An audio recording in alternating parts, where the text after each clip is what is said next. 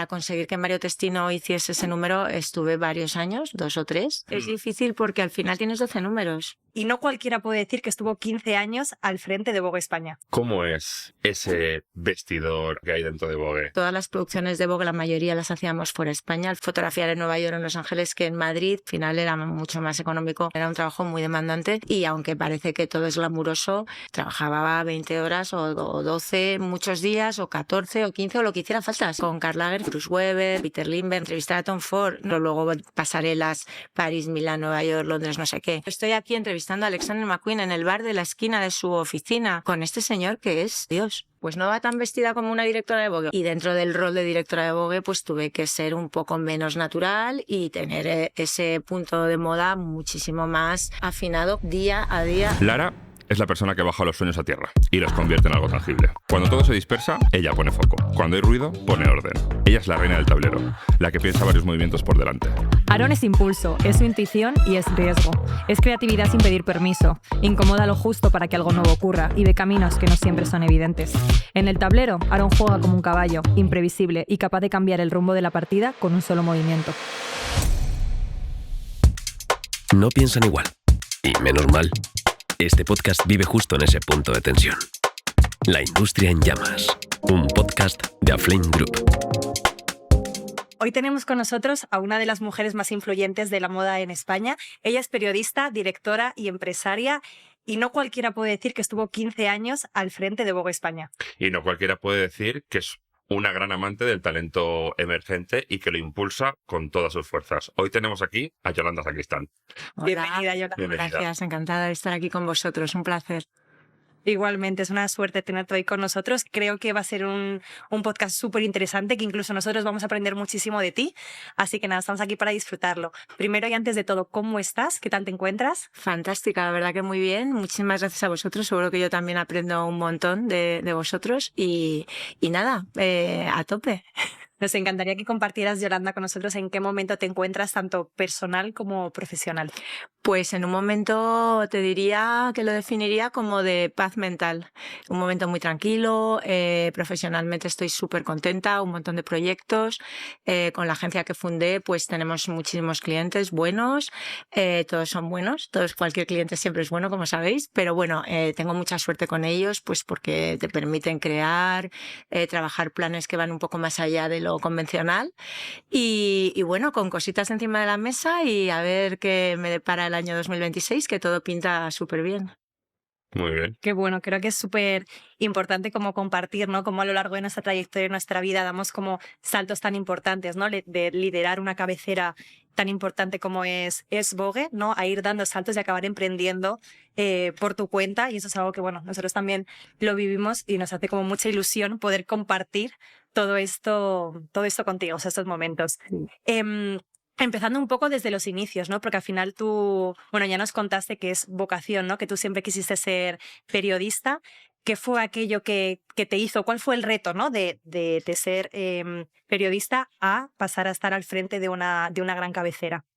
Bueno, pues la verdad es que fue una mezcla de, no sé si el momento adecuado, también llevaba ya bastante trayectoria dentro del periodismo, no fue algo que yo realmente buscase así directamente, ¿no? Siempre había querido dedicarme al periodismo, eso es verdad, pero al principio de mi carrera pues pensaba que iba a tirar hacia otro tipo de periodismo pues más, digamos, en el campo, ¿no? Que es lo que a mí me gusta, estar ahí, periodismo de investigación o a lo mejor periodismo pues de guerra, te diría. Un soldado raso. Un soldado raso. Y por circunstancias de la vida, pues acabé en una revista de moda juvenil, que se llamaba, en ese momento era Ragazza, y ahí empecé, ni siquiera la moda, empecé con la belleza, después, bueno, la moda siempre me gustó muchísimo, y en mi casa desde muy pequeña había revistas de moda, pues mi madre compraba casi todas las revistas y ahí estábamos leyendo porque tampoco había otra, ni móviles, ni audiovisual, todo era print. Y pues nada, ahí empecé a dirigir mis pasos hacia la moda. Cuando entré en esta revista, pues opinando y, oye, ¿qué te gusta más esta foto o la otra? ¿Con qué modelo lo harías? De una manera muy inocente acabé siendo pues coordinando la moda y la belleza, luego redactora jefe, luego directora, y sorprendentemente un día pues me llamaron de Vogue España, y entonces la verdad es que no pensé que fuese que era para ser directora en ese momento, y al final resultó que sí. Acabé en la cabecera. Presión? O sea, ¿te sentiste tú como Pues, esa presión de decir, pues un reto, no sé si voy a estar a la altura? La verdad es que no es por ser chula ni nada de esto, o sea, pero no, o sea, no sentí ninguna presión. Iba súper tranquila, pensé que era, bueno, una oportunidad, y si salía bien, fantástico, y si salía mal, pues oye, me habían llamado y algo que contar, ¿no? A mis Totalmente. hijos y A mí nietos. me parece que es un hito en lo que viene siendo tu carrera, porque por referentes que tenemos, al final, directoras de grandes cabeceras como puede ser Vogue, solo hay una. Y está claro que ahí vivías la moda muy intensamente. ¿Cómo las vives ahora? Pues, hombre, un poco más relajadamente, es verdad, ¿no? Yo vivo todo muy intensamente, soy una persona bastante intensa. Eso es bueno, yo también. Tengo que decir. Yo la gente tibia no Sí, puedo. yo tengo mucha intensidad y la moda la sigo viviendo intensamente, pero sí que es verdad que no estaba en ese rol, ¿no? Que al final era un rol más grande que mí misma. O sea, al final yo soy una persona bastante más sencilla, muy natural.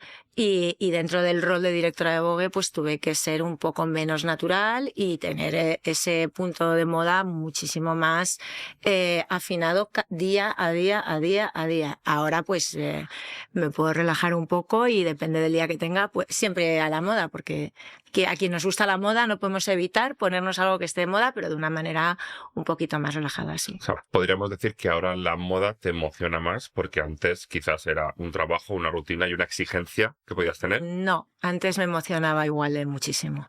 Es decir, que para mí ver un zapato bonito, un bolso bonito, un look, definir un mood board para una portada, para una modelo, para una celebrity, para un personaje, me apasiona, antes y ahora. Entonces eso lo llevo de serie. Y luego lo que sí es verdad es que a lo mejor no me he visto tanto, ¿no?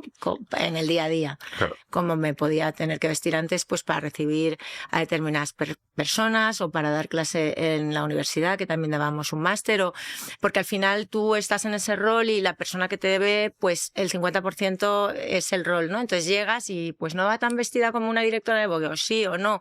Entonces, Notabas esa presión, ¿no? Claro, es ese juicio, pero no lo noté nunca como una presión.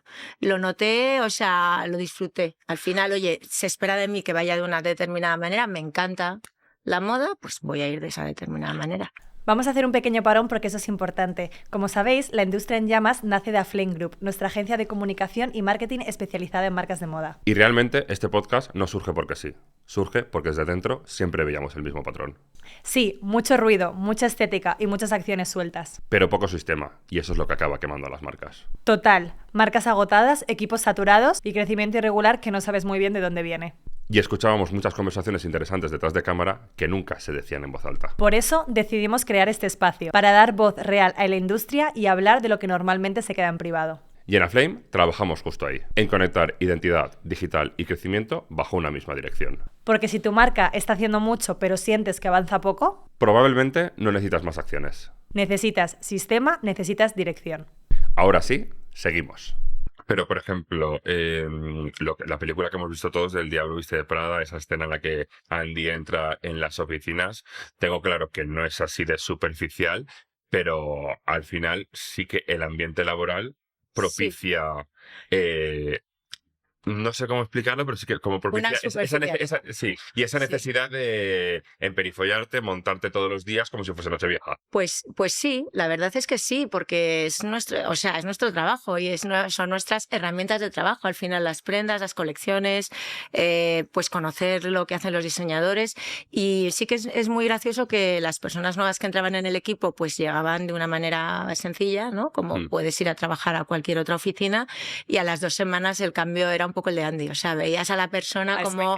Claro, porque todo, el 80-90% son mujeres, que claro, ves a otra persona y oye, te has comprado tal, las conversaciones, bueno, mato por este zapato, me amo este bolso, bueno, me casaría con este accesorio, ¿no? Cosas que parecen chorradas, pero que te hacen pues ese trabajo muchísimo más ameno y Bueno, yo creo que es súper importante que para hablar de moda hay que respirar moda. Sí, te Sí, tiene que ¿no? Como que emocionar. Es que sí, si no... te tiene que emocionar, tienes que vivirla de una manera profunda y verdadera. O sea, no eres una modelo que le ponen la ropa y ya está, sino Sí. tú luces la ropa, te pones lo que te gusta, te expresas con la ropa. Y eso creo que es Exacto. súper importante para poder Sí. hablar de moda. Es también una labor de edición. Al final estás, cuando te dedicas a la moda en cualquiera ¿no? de sus territorios, pues estás viendo muchísimas cosas y al final es tu visión, ¿no? De este desfile, primero, ¿cuál desfile elegiría? Segundo, de qué prendas elegiría de ese desfile, ¿no? Pues cada uno luego ya su estilo, ¿no? Yo soy bastante, luego muy austera en mis looks. Quizás es más inseguridad, ¿no? De que cuando me pongo mucho color o mucho estampado, no sé si no lo sé combinar igual de bien. Puede que sea inseguridad. Me pasa lo mismo porque yo hoy siento que estoy arriesgando muchísimo. Porque Estás llevo fantástico. Llevo una chaqueta. No, lo digo justamente porque lo llevas fenomenal y yo eso no Pues lo yo hago tan me bien. siento rarísimo, estoy cómodo, pero todo mi armario es negro. A mí me pasa igual. Todo Y negro. mira que me gusta ver en las demás personas una buena mezcla de cuadros con rayas, con flores, Sí. pero yo lo hago. Cantarón y yo, de hecho, aprovechamos, yo creo, el momento podcast como para poder arriesgar y yo creo que sorprendernos. A ver, a mí mi estilista Sarón, tengo que decirlo, nadie me conoce mejor que él y siempre lo decimos, tenemos que utilizar estos momentos en los que tienes como mucho más tiempo para pensarlo, para decir cómo me apetece, cómo me siento hoy, cómo me apetece cómo mostrarme. Entonces, es un poco como nuestro día a día. Sí. Y volviendo un poco, Yolanda, el otro día tuvimos una conversación como muy honesta y transparente, ¿no? Que de eso va este podcast, de hablar con naturalidad y también contar un poco qué es lo que hay detrás, porque muchas veces nos imaginamos, ¿no? Cómo puede ser en este caso qué hay detrás de una gran cabecera. ¿Nos puedes también compartir cómo es? Porque como bien ha dicho Aaron, no es como en las películas, aunque todo el mundo lo quiera imaginar así. Exacto. Pero ¿qué hay detrás que no se conoce? Porque está lo bonito, pero también está esa parte como difícil, ¿no? Claro, al final es un trabajo muy exigente, ¿no? Estar en una revista. Siempre cuando yo trabajaba en la revista, en Vogue, pues, bueno, en Vogue y en Harper's Bazaar y en otras revistas en las que he trabajado, sabes a qué hora entras, nunca sabes a qué hora sales.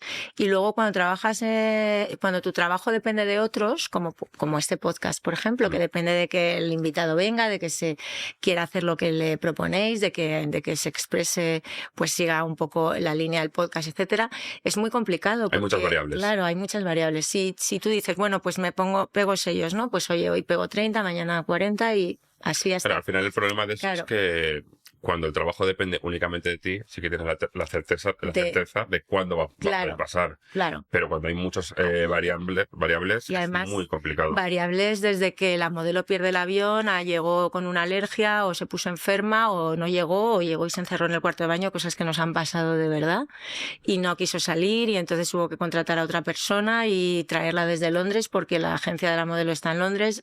Obviamente hablo de modelos de nivel 1. Sí. Y cosas increíbles que dices, bueno, o de repente vas a hacer un número completo con un súper fotógrafo y antes de empezar a fotografiar tu número se pone a fotografiar su campaña y 5 cosas y son las 3 de la mañana y no has empezado y te tienes que ir a las 8 de la mañana y luego, no sé, de alguna manera surge una magia y las fotos se hacen. No sé Bueno, cuéntanos cómo. alguna de esas anécdotas. Bueno, pues la verdad es que esta es una anécdota, la que os estaba contando, muy divertida, porque bueno, el fotógrafo era el súper diseñador que yo amo, que es Karl Lagerfeld, Sí. de En paz descanse, y hacíamos un número completo con él, y la portada era la modelo puertorriqueña Joan Smalls. Y bueno, pues habíamos quedado ahí en el espacio, que era, bueno, era en su casa en París, bueno, en su palacio en París. Allí todo el equipo, todo el mundo para fotografiar, pues serían las, no sé, 10 de la mañana, o por ahí. Y bueno, pues nada, 10 de la mañana, 11, 12, 1, 2, bueno, que vamos a ir comiendo, ¿no? Porque parece que no llega. Todo esto estábamos acompañados del equipo de Chanel, lo hacíamos con el equipo de Chanel. ¿Quién no llegaba? Él, Carlos. No llegaba. De la modelo maquillada, todo perfecto. Y nada, no llegaba, no, es que está en Milán porque justamente hoy desfila con Fendi, entonces va a llegar a las 4 de la tarde. Bueno, pues nada, fenomenal. Todo esto había que hacerlo en un número entero en un día. O sea, en un día y su noche. Bueno, pues a las 4 de la tarde ya tenemos mediodía, porque desde las 10 a las 4 no. A las 4, a las 5, a las 6, llega como a las 7. Y bueno, por fin ya ha llegado, vamos a empezar a fotografiar, pero no empezamos porque entonces había que hacer una campaña de cosmética, vino su equipo de belleza, entonces hicieron una reunión, yo ya creía que me iba a dar un ictus ahí in situ, digo, bueno, aquí no empezamos, no acabamos. Y nosotros, Ni de broma. Una hora tarde. Ni de broma. Bueno, la persona responsable de Chanel en ese momento me dice, bueno, tú tranquila, que este hombre es rápido, ya verás que lo vamos a hacer y lo que hagamos, haremos, y lo que no, pues ya veremos lo que hacemos. Acaba esto del shoot de belleza y la reunión. Bueno, por fin vamos a empezar. Y en ese momento viene una mujer que yo no sé quién es, pero resulta ser una cantante de ópera alemana. Y se pone ahí a hacer unas fotos. Y yo, ¿pero quién es esa persona? ¿Quién es esa mujer? No, bueno, es que es una amiga suya, nada, tarda 5 minutos. Entonces ahí pensé, tengo que soltar, ¿no? Porque esto, si sale, y si no, ya veremos, ¿no? Con un poco de angustia, pero tengo que soltar. Entonces solté la tensión, vi que estaba él haciéndose fotos, o sea, haciéndole fotos a ella, y que paraba y que se relajaba. Y entonces le digo, oye, Carl, ¿nos hacemos una foto? Porque como aquí está todo el mundo haciéndose fotos, digo, vamos a hacernos una foto. Pues sí, nos la hacemos. Y entonces nada, nos hicimos una foto súper chula, que la tengo ahí, está en mi Instagram, pero también la tengo a tamaño grande. Y a partir de ahí todo fluyó. No sé muy bien cómo conseguimos hacer el número entero, desde pues serían ya las 9 de la noche hasta las 6 de la mañana. Yo me fui directamente al aeropuerto a partir de ahí. ¿Y crees que está justificado esa falta de profesionalidad, desde mi punto de vista, con lo importante que eres en la industria? Hombre, yo creo que cuando estás con un talent o con una personalidad, digamos, tan importante como Karl Lagerfeld, que podía hacerse en su época 8 marcas con sus 5 colecciones, porque alta costura, hombre, mujer, tal. Y yo, ¿sabes? Claro, pero yo creo que eso al final es porque los tenemos idolatrados o son un icono. Bueno, es una... A mí me pones a Cher y que me escupa si quieres, ¿sabes lo que Claro, quiero no, decir? al final O sea, dices, a ver, ¿yo qué quiero? Yo quiero lo mejor para el número, yo quiero trabajar con esta persona, y cuando llegó y él sí confía en que lo va a poder hacer, pues fantástico. Sí que es verdad que esta es una anécdota muy particular porque justo se dio como todo, ¿no? Para que no saliera, pero salió y salió perfecto, y si tú ves el número de diciembre con Joan Smalls, pues no se nota. Bueno, Yolanda, qué bueno que tengas como tan buenos recuerdos y que tengas para contar y para compartir con nosotros tantas anécdotas. Voy a aprovechar también el hilo de la conversación para preguntarte, comparte con nosotros cuál fue algún número que te enorgullezca o que te haya hecho especial ilusión trabajar en él. Bueno, la verdad es que todos los números me ilusionaron mucho, pero sí que te podría destacar los números de diciembre que hicimos pues los últimos, a lo mejor 6-7 años que estuve como directora de Vogue, porque esos números al final lo que quise fue proponer a los mejores fotógrafos del momento que trabajaran con nosotros siendo directores creativos de todo el número completo, ¿no? Entonces conseguimos trabajar, como os contaba antes, con Karl Lagerfeld como fotógrafo, y luego también pues con Bruce Weber, con Peter Lindbergh, números dedicados a la fiesta española, cada uno con una visión muy diferente, y de todos ellos destacaría el de Mario Testino, que fue en el año 2012 con la portada de Kate Moss. Ese número para mí fue muy especial, primero porque para conseguir que Mario Testino hiciese ese número estuve varios años, 2 o 3, hablando con él, proponiéndoselo, no era el momento. Al final, cuando ya lo conseguí, pues lo trabajamos juntos, lo que era la idea creativa. Él nos definió cómo le gustaba la fiesta española, y la quiso dedicar a las fiestas de las distintas ciudades de España, ¿no? Pues la Tomatina, las Fallas, un poco su visión del flamenco, con una visión pues totalmente Mario Testino, muy loca, lujosa, con un punto de vista absolutamente Vogue al más puro y alto nivel. Y en ese número realmente estaba, pues, quien era alguien en España estaba en el número. Lo hicimos en varias fases, ¿no? En una de ellas vino Mario a España y estuvo aquí una semana entera fotografiando. Y bueno, tuvimos que alquilar un edificio ahí para meter toda la ropa, el estilismo, porque ahí bloqueamos todas las colecciones de internacionales. O sea, era una cosa muy, muy loca y muy, muy divertida también. Y luego otras 2 producciones, una se hizo en Los Ángeles, también por las celebrities que había, ¿no? Para volar a todo el mundo era muy complicado y aparte muy caro. Y entonces una parte la hicimos en Los Ángeles y luego el tema principal, el que fue portada, que fue con Kate Moss y José Mari Manzanares, nuestro querido José Mari Manzanares, la fotografiamos en Londres y fue un escándalo.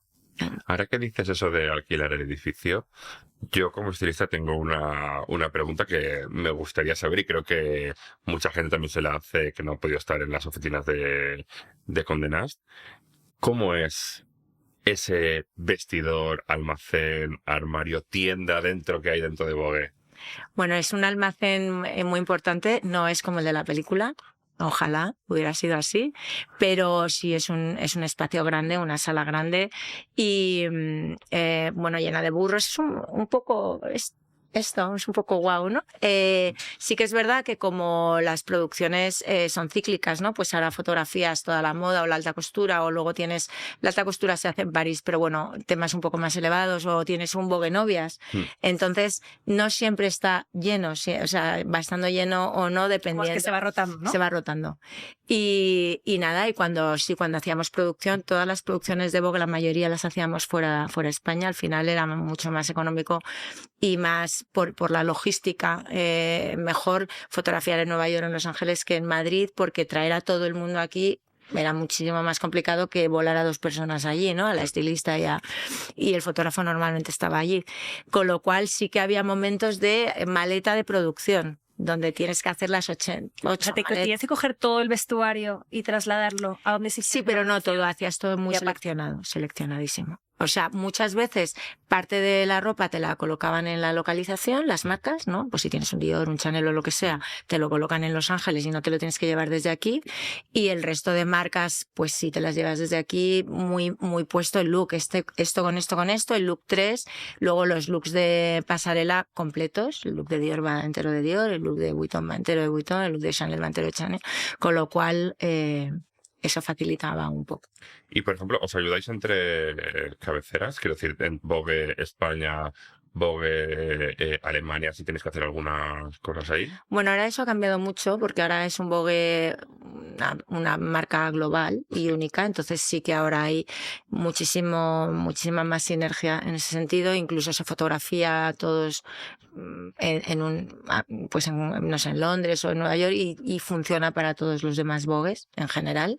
En ese momento sí que había un buen diálogo, pero no se trabajaba en conjunto. Es decir, que cada uno hacía sus temas y luego lo que sí tenías es la oportunidad de sindicar o utilizar esos temas de manera gratuita en tu cabecera. Sí, tú, por ejemplo, no podías ir al almacén de Vogue. No, ni de broma. Cada Vogue, y aparte las marcas te dejan ese look para esa cabecera y esa celebrity. O sea que si tú estás fotografiando a Kendall Jenner, pues tienes el look para Kendall Jenner. Si luego no es Kendall Jenner, tienes que avisar a la marca, oye, que al final es Sí, pero al final, quiero decirte, todos los Vogues tienen en el almacén Chanel. Sí, pero no, cada uno elige sus looks. Vale. En ese momento cada uno elegía sus looks. Ahora mismo yo ni siquiera creo que se intercambien los looks de Chanel, simplemente que si se hace una editorial de moda, pues esta es la editorial y luego se comparten esas fotos. Pero no, cada uno tiene sus... Eso es, vamos, palabras mayores, palabras mayores. Tocar la ropa que tiene, las piezas que tiene otra cabecera. Me parece muy interesante. Yo quería comentar también otra cosa. ¿Eras consciente del poder que tenías? Quiero decir, no el poder de todo lo que manejabas dentro de la revista, sino el poder de crear tendencia, de decidir lo que se marcaba en la calle, que tú dijeras, oye, pues me gusta este pantalón morado, y que a los meses, después de salir el número, vieras pantalones morados por la calle, o que grandes almacenes copiaran esos looks. Sí, éramos conscientes, yo creo que sí. Y yo lo era. O sea, al final es verdad que para hacer después de los desfiles, para hacer el número, sobre todo el gran número de la moda, que es marzo y septiembre, teníamos una reunión muy importante del equipo y fuera de la oficina, y ahí marcábamos, porque al final las tendencias son muy amplias, hay de todo, ¿no? Tú puedes, decir que quieres hacer el look cowboy de un desfile, pero luego hay otro que es un look, pues Ivy, ¿no? Neoyorquino, o hay un look pues un poco más minimalista, o más de los 90, o más de los 80. Entonces tú tenías que seleccionar todo eso, y sí que es verdad que como en el equipo había representados todos los gustos posibles, ¿no? Pues hacíamos esa mezcla de algo más minimalista y más de poner, con algo muchísimo más excéntrico para soñar, con algo más de noche, un poco más de alta costura o un poco más elevado, y al final sabíamos que eso que íbamos a poner en ese número era lo que tenía que ser, y de hecho así lo titulábamos: los zapatos que tenían que ser, el botín que te tenías que comprar, la chaqueta y la estructura de la chaqueta que era la de la temporada. Entonces sí, la frase la prenda de la temporada es vuestra. Sí, nosotros ahí tengo que decir que a nivel, titulando la cabecera, sí, y sentamos muchísima tendencia. Y una duda que nos surge, que siempre lo comentamos y lo ponemos sobre la mesa porque hay como mucho debate en relación a eso, Yolanda: ¿quién marca la tendencia hoy en día? O sea, al final ahora vivimos en un momento en el que todo va mucho más rápido, el poder de las redes sociales, de los influencers. ¿Sigue siendo, en este sentido, la revista quien sigue marcando las tendencias, pero luego el escaparate digital ha cambiado? O sea, ¿tú cómo concibes esto? ¿Cómo consideras que...? No, yo creo que no, que ahora mismo la tendencia, es un círculo que se retroalimenta al final. Yo creo que la tendencia está antes. Antiguamente pues veías el desfile como unos privilegiados que éramos, y nadie más lo veía. O sea, no había ni streaming ni redes sociales cuando no las había, ¿no? Y tú venías aquí con todo eso, ibas editando en tu cabeza qué querías poner, y entonces la gente esperaba lo que salía en la revista para, digamos, pues estar al día, y luego la tendencia, y a lo mejor un año después estaba en la calle, porque desde que lo saca el diseñador hasta que lo ves en el escaparate y luego a nivel calle la gente lo hace suyo y se lo pone, pues igual pasaba un año. Ahora no, ahora yo creo que es al revés. Las redes sociales tienen un impacto muy alto, la nueva generación tiene un conocimiento de moda altísimo, están muy investigan, están enterados de lo que viene, lo que no, las nuevas marcas, etcétera. Las propias campañas de las nuevas marcas más pequeñitas son muy potentes y hacen que personas las sigan y se lo pongan, y la revista yo creo que ahora tiene una labor como más de prescripción, pero de edición, de decir, sí, es verdad, en las redes sociales hay todo esto, y una vez más esa labor de edición, ¿no? Y esta y estas son las más interesantes. Y luego también una labor didáctica, porque esto se refiere pues a la campaña de Saint Laurent de los años 90, o el nuevo Gucci, que tiene referencias al Gucci de Karin Reutefeldt, que ahí es su libro, y con el tanga, con la G, y aquella maravillosa colección de Tom Ford. Entonces, digamos que cosas vuelven, y sí, la revista está ahí para hacerse eco, pero que las redes sociales y internet tienen muchísima potencia. Nosotros siempre pensamos que ahora todo va mucho más rápido. Sí. Ahora existe, y cada vez más con las nuevas generaciones, hay mucha más libertad de expresión, ¿no? De cada uno decidir cuál es su estilo, y creo que no haya como una tendencia concreta y determinada que haya que seguir, sino que cada uno sigue, por así decirlo, como su propia esencia. Pero sí que al final, tú que has vivido como todo ese recorrido desde que tú empezaste en Ragazza hasta el día de hoy, que al final sigues dentro del sector, ¿cómo has visto que haya cambiado tanto el paradigma digital? Ya hablando de una revista, ¿no? Que al final ahora entra también la parte de digital, también muy importante. O sea, todo eso ha cambiado, que lo estuvimos comentando. ¿Quién compra revistas? O sea, realmente ahora, ¿cómo se consume una revista? ¿Cómo se comunica? O sea, ¿cómo has notado tú ese cambio? O sea, nosotros lo vemos, y yo echo la vista atrás y me parece como abismal, y que cada vez va todo muchísimo más rápido que antes. Sí, de hecho me acuerdo cuando las décadas duraban 10 años, ¿no? ¿Verdad? Los 80, del 79 al 89. Y ahora pasa y ni te enteras. Y ahora los 80, los 90, los 2000, 10, 20, todos en una misma temporada tienes todas las sombreras, las nombreras, o sea, sí que ha cambiado todo muchísimo. Y luego a nivel digital también, al final el contenido que consumimos digitalmente es muy diferente al que se consumía en print, ¿no? Digitalmente el contenido está diseñado para que la persona se sienta atraída en ese titular y pinche en ese contenido y tener esa visualización. Entonces quizás no es un contenido tan curado, tan editado como puede haber en un editorial. Al final en un editorial tienes pues explayarte en una ensoñación loca y extravagante y excéntrica y tienes ahí 10 páginas y luego otras 10 y otras 10, pero eso lo haces digital y lo titulas El sueño de una noche de verano y no clica a nadie. Podríamos decir que ¿No? la revista print podría ser algo como más creativo, en el que tú tienes libertad de crear lo que tú quieras, y luego la parte online sería más los números. Exacto. Lo que te permite seguir adelante Sí. con la revista. Porque esto es una pregunta que me gustaría hacerte, porque creo que la gente en casa no lo sabe. ¿De qué vive una revista? Porque la gente se piensa que es comprando. Si fuese comprando, estarían todas muertas. Sí. En el pasado, ten en cuenta que yo salí de Vogue en el año 2017, o sea que ya hace un tiempo. Cuando yo estaba en la cabecera, sin duda vivía la revista de la publicidad. Al final la publicidad, pues el número que te digo en Mario Destino, no te sabría decir exactamente, pero vamos, si no tenía 200 páginas de publicidad vendidas a un precio muy alto, pues no tenía ni... Claro, a mí me gustaría que explicaras qué es la publicidad dentro de una revista de moda. Porque en casa siento que la gente no sabe cómo va la publicidad. La gente se piensa que simplemente pues cuando abres y ves el anuncio del perfume, que sí, que eso es la publicidad que todo el mundo conoce, pero hay muchos más tipos de publicidad. Claro, para nosotros en print, en el papel, sí, la publicidad son las campañas y es todas esas páginas que tú dices de anuncios, tanto de fragancia, de bolsos, de accesorios, tal. Pero más allá, para mí la publicidad es contenido, porque al final a mí sí me interesa cuál es el bolso de Gucci, de Dolce & Gabbana o el de Vuitton de la temporada. ¿Por qué han elegido a esta celebrity y no a otra?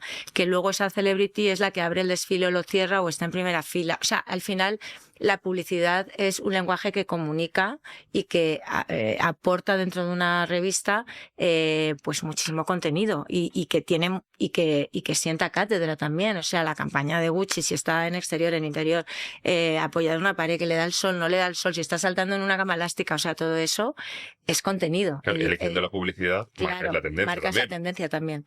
Eso sin duda ninguna. Pero eso ha cambiado mucho también hoy, porque ahora la publicidad, bueno, hay muchísimos otros formatos y muchísimos otros soportes donde poner la publicidad y donde impactar. Se impacta mucho en redes sociales, también tienes campañas en exterior, otro tipo de campañas digitales, etcétera. Entonces, ahora las revistas de que viven, pues es un 360, siguen viviendo mucho la publicidad. Siempre la venta, aunque sea mínima, algo aporta, pero realmente no se vive solo de la venta de la revista, ni muchísimo menos.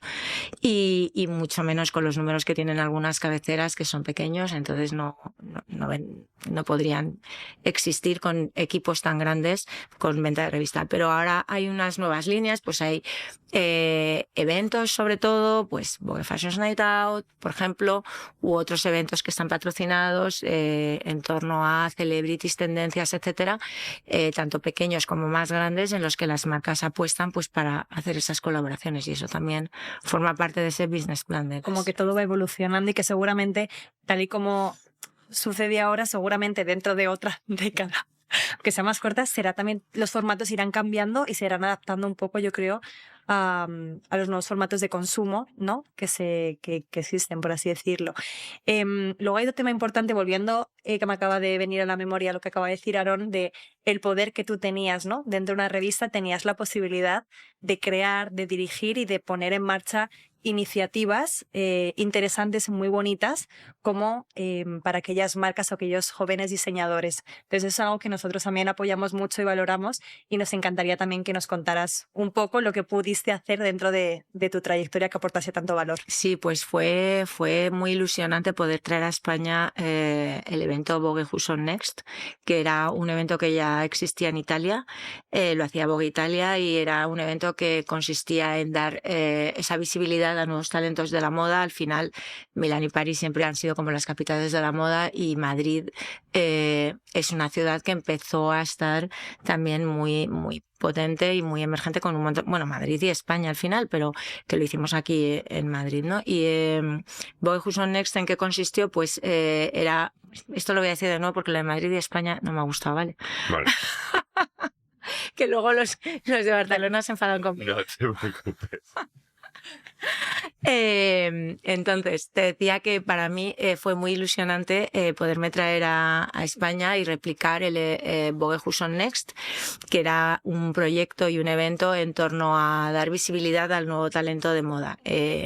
Tanto en Milán como en París, pues las marcas cada vez iban trayendo nuevos talentos, diseñadores más pequeñitos que entraban en las grandes casas de costura y teniendo esa visibilidad, y en España faltaba un poco ese empuje, ¿no? Entonces traer ese evento a España fue muy importante porque dimos visibilidad a muchísimos diseñadores, conseguimos pues un premio importante para el nuevo talento, que era un premio económico de 100.000 euros que se le daba íntegramente al ganador, y bueno, podían participar cualquier diseñador que hubiera hecho una colección el año en curso y el año anterior. Entonces, de esos diseñadores que se presentaban, algunos se presentaban abiertamente, a otros les animábamos a presentarse si veíamos que tenían cosas interesantes que contar, y luego pues había un jurado muy amplio que votaba la colección, votaba al diseñador, y también votaba que ese diseñador tuviera industria, conociera la industria, hubiera números detrás, si fuera un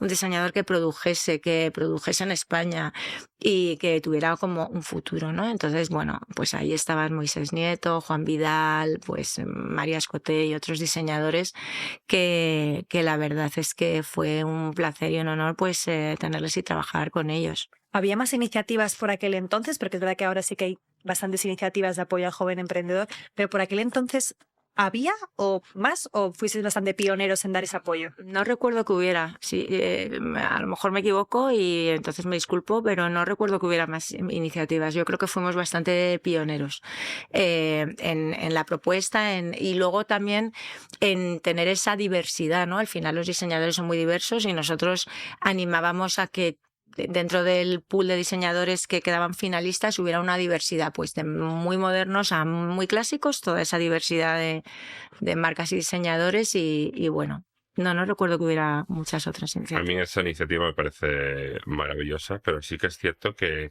siento como que eso podría ser, no por tu parte, ni mucho menos, sino que eso se ha traspasado con los años, o se ha convertido en una disculpa a los diseñadores españoles. Te cuento por qué. Veo muy poco diseñador español en cualquier cabecera de España. No sé, siento que me falta pues un número de talento español, como has hecho tú el de diciembre de fiesta española. Siento que al final hay artistas como puede ser Lady Gaga, Beyoncé, Miley Cyrus, que se han puesto ropa de diseñadores españoles, pero luego en nuestro propio país no se les da ese refuerzo positivo, por así decirlo, o ese reconocimiento. Al final siempre... Yo entiendo que las marcas pagan y que hay una publicidad que hay que respetar y hay que vivir, obviamente. Pero, al final pasa con todo. La gente se queja mucho de que no se apoya el talento español en cualquier ámbito, pero cuando destacas ya te vas a otro sitio. Bueno, sí tienes razón, la verdad es que sí tienes razón, por un lado, y por otro lado, la industria de la moda, queramos o no, funciona así. Al final, el que invierte, invierte. Cuando tienes una campaña de marca internacional, que además, abro paréntesis, las marcas internacionales invierten muchísimo en nuestro país. Tiendas de Dior, Chanel, Saint Laurent, etcétera. Hay personas que trabajan en las tiendas, bueno, hay estilistas, hay, o sea, una industria paralela muy potente en torno a esas firmas, con lo cual, pues hay que apoyar y respetar.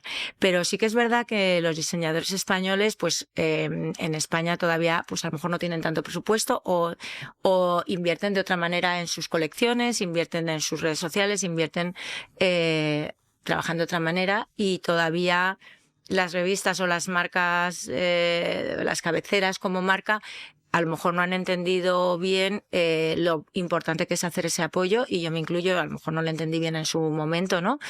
Y no Yo o sea, escúchame. pero Ni oye, mucho menos, desde aquí, chicas y chicos, colegas, tenéis que apoyar la moda española.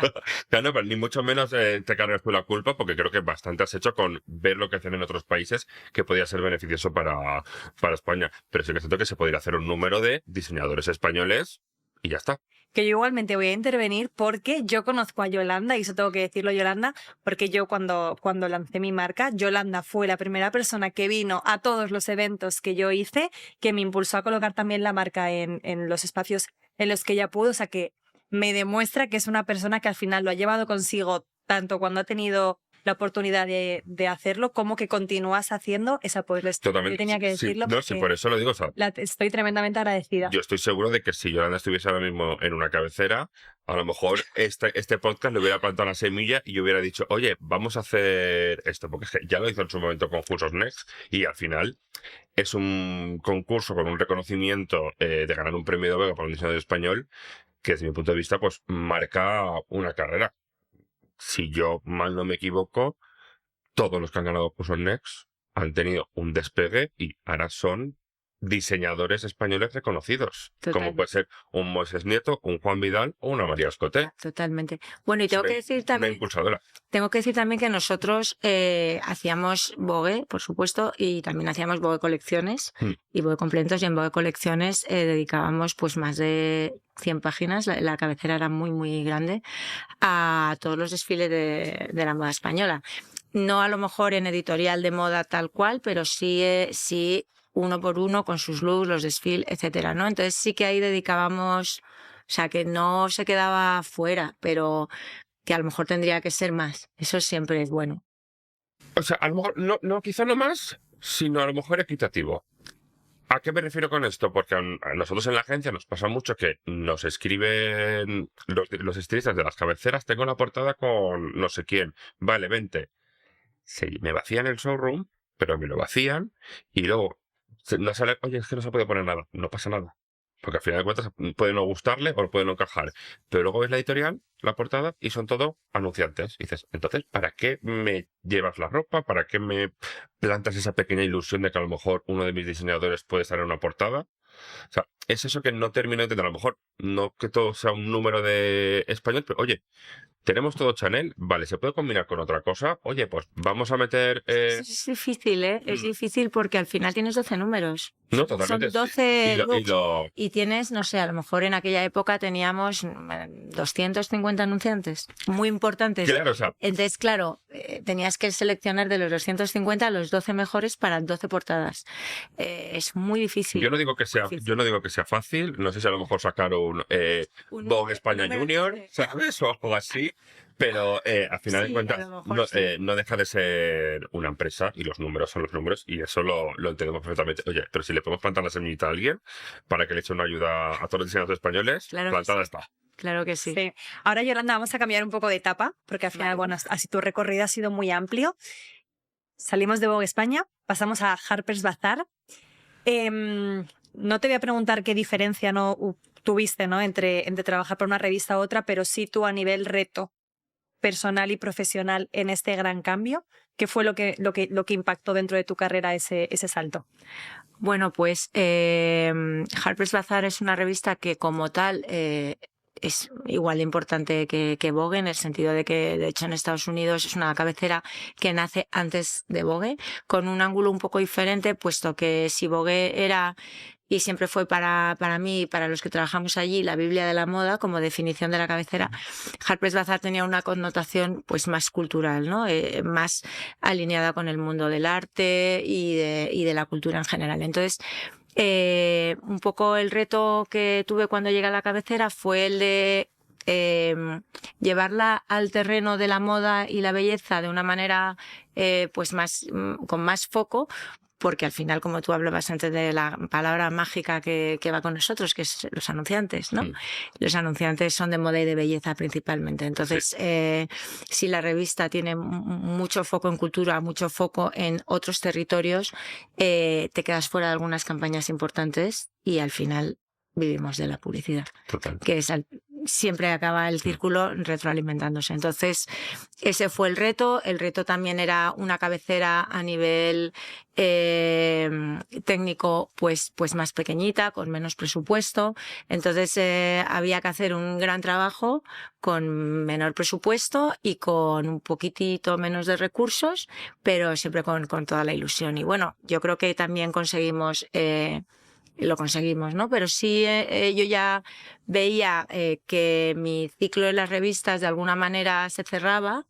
No es que se haya cerrado aún ni nada, pero bueno, que sí quería cerrar un círculo en ese momento y ya desde Harper's Bazaar estuve dándole vueltas en mi cabeza a qué era lo siguiente, ¿no? Porque ya había hecho Vogue, ya había hecho Harper's Bazaar y entonces... ¿No volverías? Qué pregunta más difícil. Sí y no, sí y no.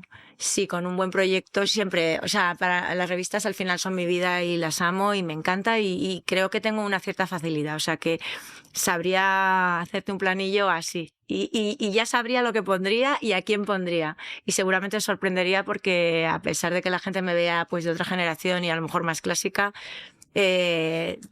sigo mucho las nuevas tendencias en música, no solo en moda, ¿no? Sino también en otros territorios. Entonces, bueno, si fuera un proyecto muy, muy bonito e interesante, no me importaría retomarlo en algún momento. O sea, yo diría, Deja la puerta abierta.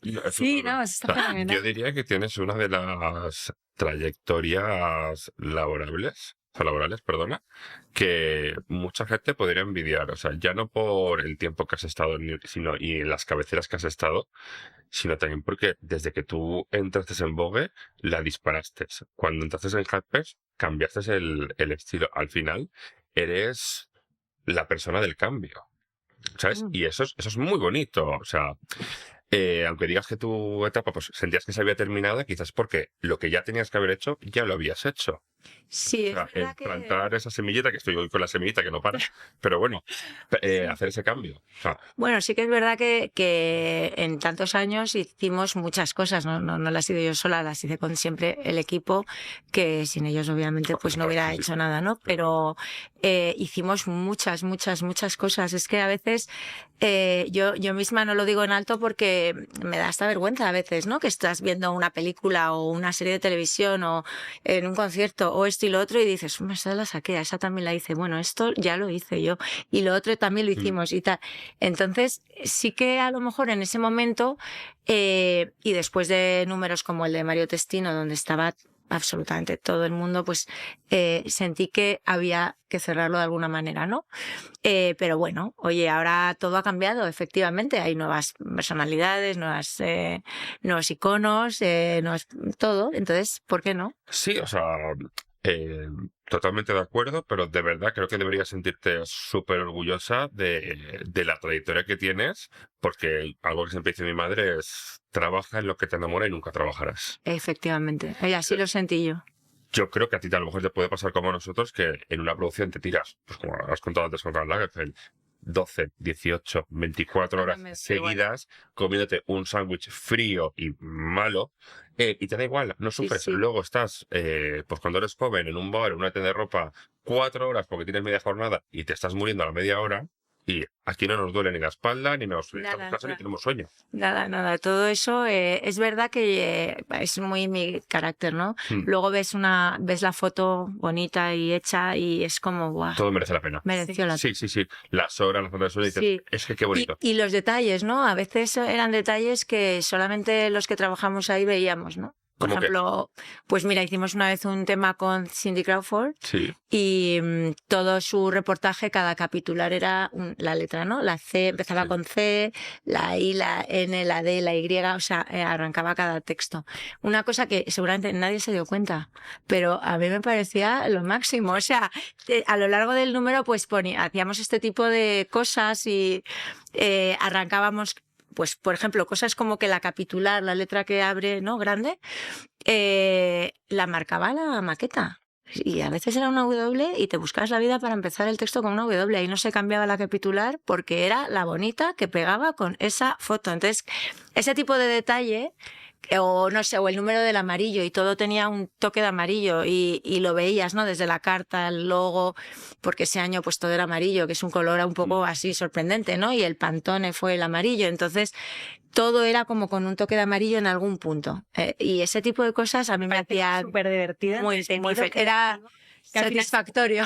Justo, pero que muchas veces se puede pensar de que lo mides todo al mínimo detalle, que a lo mejor desde fuera no se percibe, pero realmente el trabajo de campo, de lo que hay detrás para que eso sea una realidad y que hoy lo estés disfrutando y lo estés visualizando, lleva consigo como mucho más trabajo creativo de recrear exactamente lo que tú quieres comunicar. O sea, eso muchas veces no se sabe y es lo que marca esa diferencia. Yo creo que es como cuando ves una película 2 veces.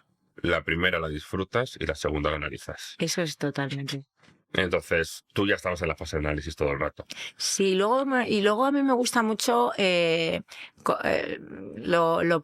puede ser algo parecido a un director de orquesta, ¿no? Cuando tienes grandes personalidades en el tocando diferentes instrumentos, pues escucharles es maravilloso. Entonces, para mí, rodeada de gente creativa tan potente, que la directora de arte me dijera, oye, he pensado que ¿qué te parece si ponemos, no sé, la G gigante y luego hacemos no sé qué? Y yo decía, wow, es que me parece fabuloso. O sea, al final, ¿sabes? ibas cogiendo también de todos esos Claro, profesionales claro, y sí. te ibas nutriendo. Claro. Y al final no es lo mismo beber de un solo vaso que No. miles Totalmente. que has estado viendo. Entonces, al final, todos esos contactos, esas experiencias, creo que también que han construido tu mente creativa. Totalmente. Han ido aportando cada uno sus semillitas. Pues, la Sí, semilla hoy. no, es verdad, cada uno con su estilo, luego la gente, pues obviamente cada uno tira para lo que a él le gusta o a ella le gusta, ¿no? Y luego está el gusto de lo que yo creía o creyera en ese momento que tenía que ser la cabecera que estuviera dirigiendo, y entonces ahí dirigía, a veces con más esfuerzo, porque hay personas que son muy de, pues a mí me gusta esto así, ¿no? Tal. Hombre, pues hay que poner un poco más de el mood. Yo soy más del mood, que el mood sea español. España es un país vibrante, alegre, la gente está en la calle, cualquier excusa es buena para ir a una terraza, sol, diversión, risas. Entonces no podemos hacer una revista triste y de mujeres enfadadas. No, totalmente. Y eso es lo que yo estaba muy encima, que hubiera una sonrisa, que hubiera color, que hubiera, sí, siempre un tema pues más de práctico, de oye, pues soy una persona que trabaja y tengo que ir a trabajar de esta manera porque soy más creativa o de esta otra porque soy menos creativa. Pero luego que la revista respirase ese color, y eso al final es como una orquesta que suena muy bien cuando todos tocan a la vez. Y dentro de esa creatividad, porque al final tú siempre has sido una persona creativa y lo sigues siendo, ¿has sido siempre emprendedora? O sea, yo soy de las personas que piensa que, desde mi muy humilde opinión, el emprendedor nace, no se hace. O sea, al final creo que es tener ese espíritu dentro de querer aportar, crear valor. ¿Tú siempre sentiste que tenías algo que decías, me apetece construir algo por mi cuenta? Pues no. Curiosamente no, yo, bueno, como todo me pasó, me hicieron una vez una pregunta en una entrevista de trabajo muy al principio, que la pregunta era muy curiosa, era si ¿tú qué eres? ¿Una persona a la que le pasan cosas, que hace que pasen cosas, o que pasa de las cosas? Y Me encanta Oye, porque qué me la bueno. voy a apuntar. Sí, te voy a decir yo, apúntatelo para las siguientes. sí, fue una pregunta muy así que me quedé un poco parada y dije, a ver, yo no paso de las cosas, esa ya la descarto. Pero tú haces que pasen cosas. Y luego, ¿hago que pasen cosas o me pasan cosas? Y a mí, curiosamente, sí hago que pasen cosas, pero me pasan muchas cosas. ¿Y no crees que lo que te pasa es por lo que haces que pase? Es posible, Sí. ahora he entendido que sí, Lo atraes. pero en ese Claro. momento no lo había entendido. En ese momento yo decía, pero es que a mí me pasan cosas. De repente me monto en un autobús y hay una persona que me ve y me dice, ¿por qué no conoces a no sé quién o tal? Y luego voy a un sitio y está otra persona que conoce a esa una y me proponen hacer un proyecto, y un poco todo como que me iba pasando. Entonces, respondiendo a tu pregunta, no tuve como tiempo o no me preocupé en pensar si yo quería emprender o no. La realidad fue que llegó un punto en mi carrera donde amistosamente se me pidió hacer el cambio, ¿no? Salir de Vogue, y llegué a Harper's Bazaar ya con una mentalidad de he estado muchos años en Vogue, he hecho prácticamente todo, y estoy un poco también saturada, ¿no? De todo lo que he hecho, las horas que he trabajado, al final era un trabajo muy demandante y aunque parece que todo es glamuroso, trabajaba 20 horas o 12 muchos días o 14 o 15 o lo que hiciera falta. Si había que trabajar de día y de noche y luego ir a un cóctel y después estar con un anunciante, pues lo hacía, ¿no? Con mucha alegría. Pero claro, eso también es un agotamiento físico, una vida personal pues un poco, gracias a que mis hijos pues siempre lo han entendido y han estado ahí apoyando y que yo no soy una madre al uso, es decir, que mis hijos los pobres pues intentaba que nos acostaran a las 8 para poderles ver, a diferencia de lo que hay que hacer, bueno, luego todos fueron buenos y normales y geniales, con lo cual, entonces, bueno, el momento de emprender vino un poco al hilo de todo lo que me pasó, ¿no? Cuando llegué a Harper's Bazaar y vi que, bueno, sí, estaba en una cabecera maravillosa, daba toda mi energía, pero no podía hacer mucho más de lo que ya hacía, ¿no? Entonces, viendo un poco también que ahí sí que me volví un poco analítica, ¿no? La crisis que había en los medios de comunicación, que yo soy una persona muy digital y muy early adopter, ¿no? Que enseguida que hay una tendencia yo ya estoy ahí a ver qué es esto, a ver qué es lo otro. Y que no me llegaba lo digital, era porque estaba muy encasillada con un perfil, lógicamente desde fuera, pues una persona de una generación que siempre ha estado en print, ¿cómo le vamos a lo mejor a dar el digital, no?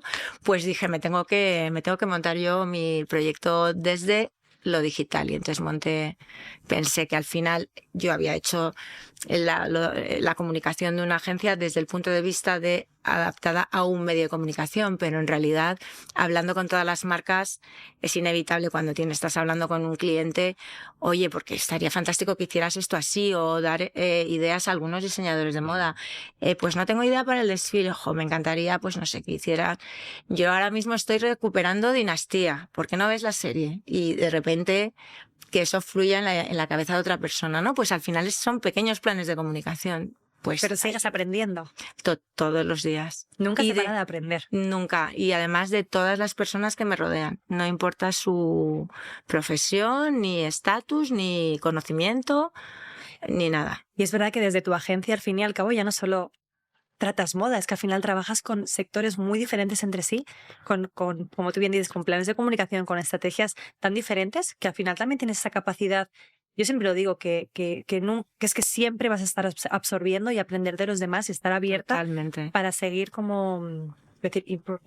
Sí, para mejorando. Nosotros lo decimos siempre, hacer moda es lo más complicado. Sí, menos lo Si sabes hacer moda, el resto viene a nada. Entonces estamos seguros que lo que hagas para barcos, coches, hoteles o cualquier sector que hagas, lo vas a hacer bien porque la sensibilidad que tiene la moda, lo siento, pero no la tienen el resto de sectores. Hombre, sobre todo lo que tienes es el ojo muy entrenado. Sí, exactamente.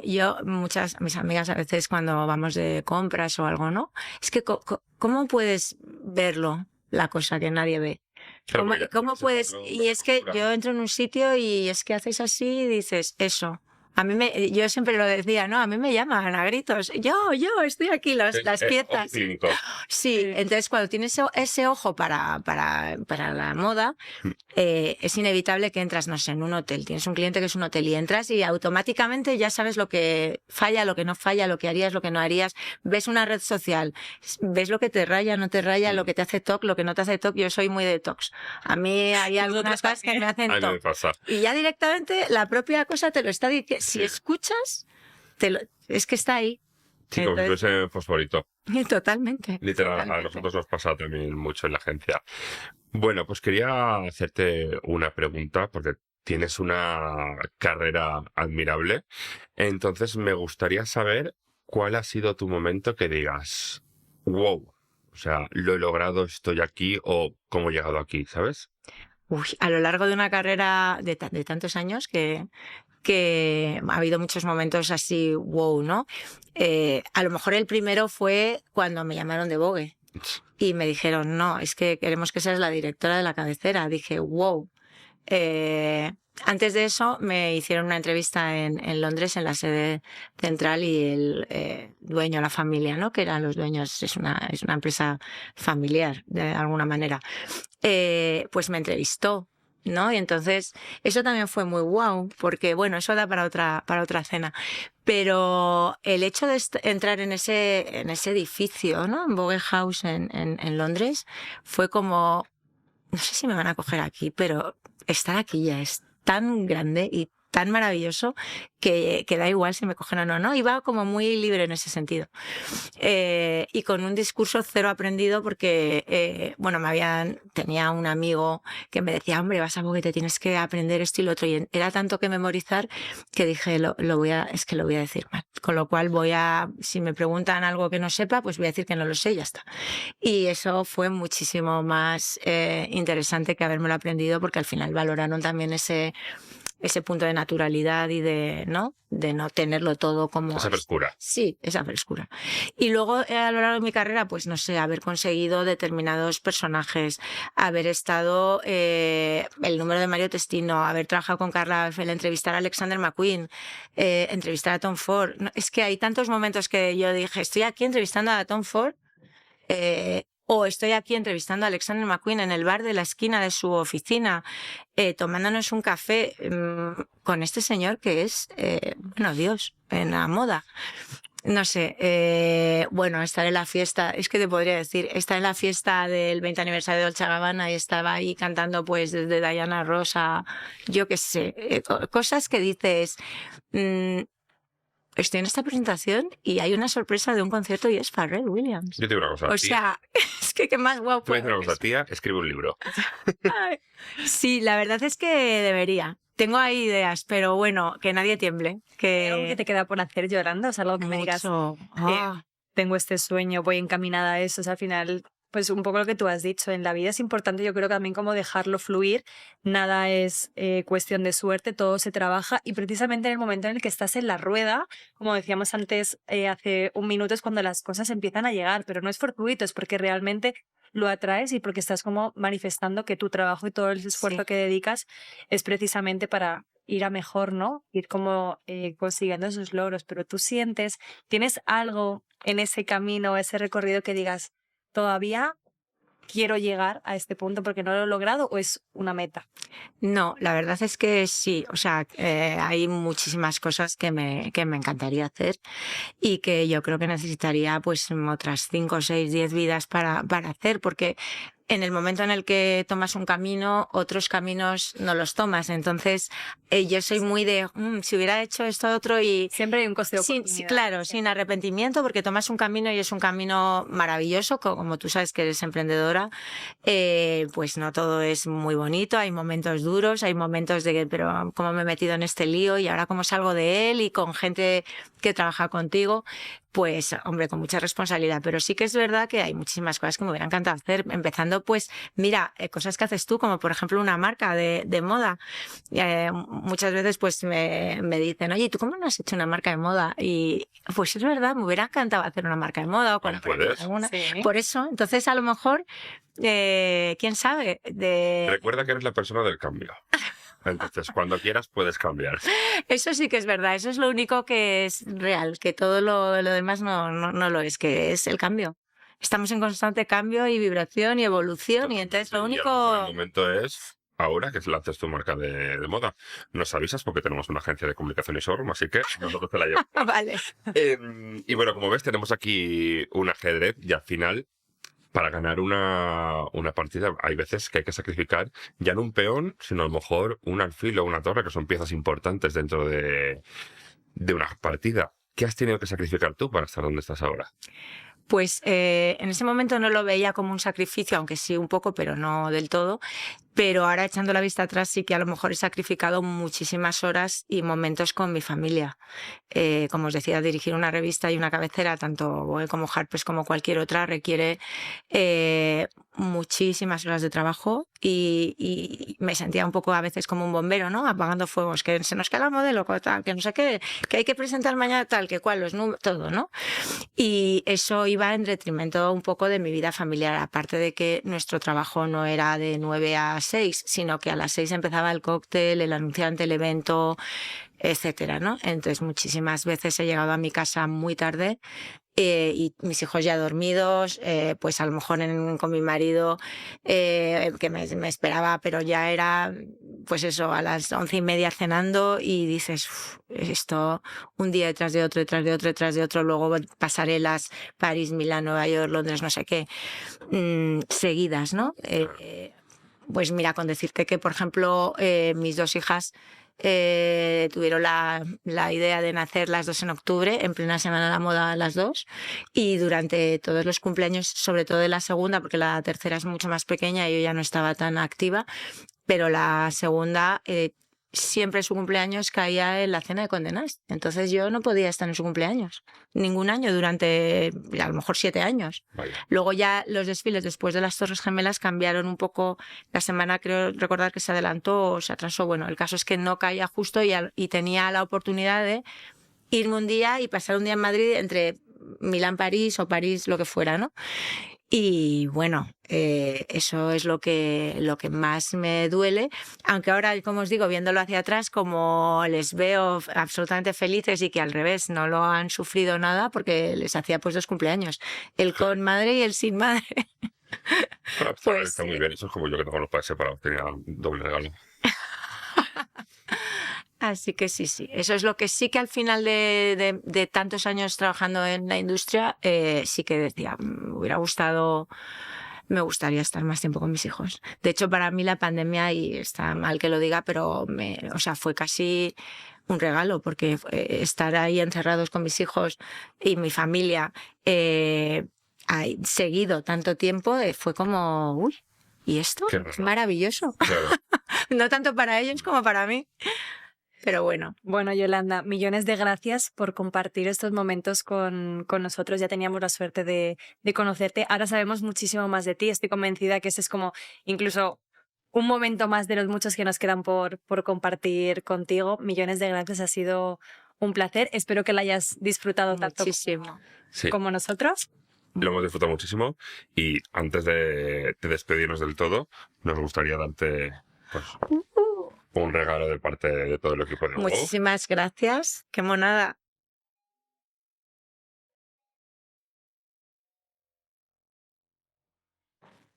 Qué cosa más. A ver, qué nervios, por favor. Ay. Tensión. Ay, qué bonito, qué bonito. Bueno, me parece monísimo. Oye, Te va a quedar ideal. para Marbella. Para el siguiente podcast. Venga, Muchísimas gracias, chicos. a ti por venir, Yolanda. Me encanta porque como no tengo nada tan colorido. Como lo estábamos hablando, hay que ahora arriesgar. Buenísimo, Bobo. Fenomenal. Muchísimas gracias. Muchas gracias por venir, Yolanda, y a vosotros. Esperamos que os haya gustado este capítulo. No olvidéis suscribiros, compartir y darle like a todo nuestro contenido. Nos vemos en el próximo podcast.